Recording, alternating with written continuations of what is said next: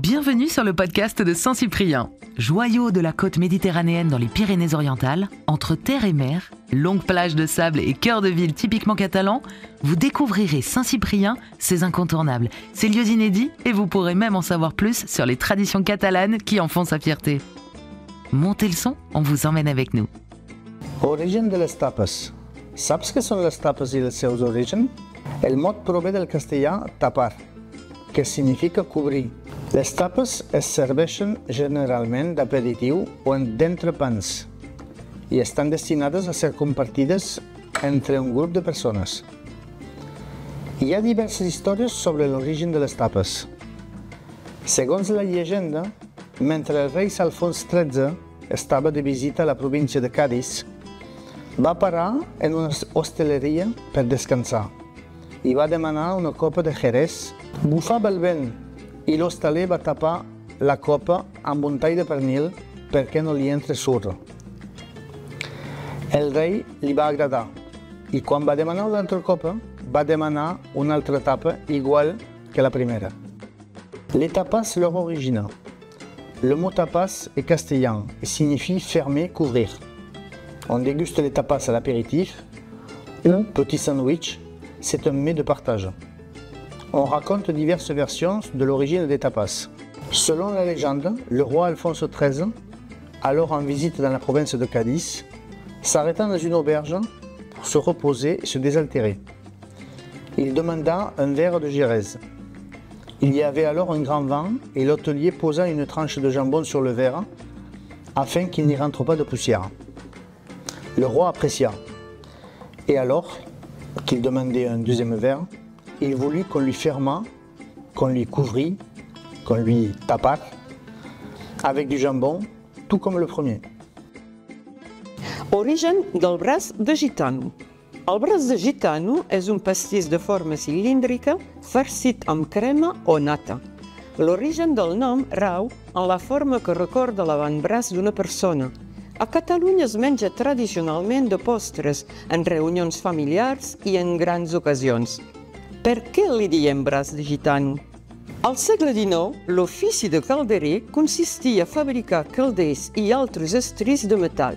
Sovint, eren els gitanos que anaven a vendre'ls o reparar-los a les botigues i pastisseries. I els pastissers els oferien un tros de pastís fet amb els dolços que els havien sobrat i els gitanos se'ls enduien sota el braç. Així, es va popularitzar el nom d'un pastís lluny d'una denominació despectiva. Una altra teoria explica que l'origen del braç de gitano l'hem de cercar a l'edat mitjana, a Egipte. Segons la història, un monjo espanyol va conèixer aquest dolç en un monestir egipci i el va popularitzar amb el nom de braç egipci. I amb el pas del temps va derivar a braç de gitano. Le bras de gitan est un gâteau de forme cylindrique farci avec de la crème ou de la chantilly. L'origine du nom réside dans cette forme cylindrique qui rappelle l'avant-bras d'une personne. En Catalogne, on mange ce dessert lors de réunions familiales ou pour les grandes occasions. Pourquoi dit-on bras de gitan?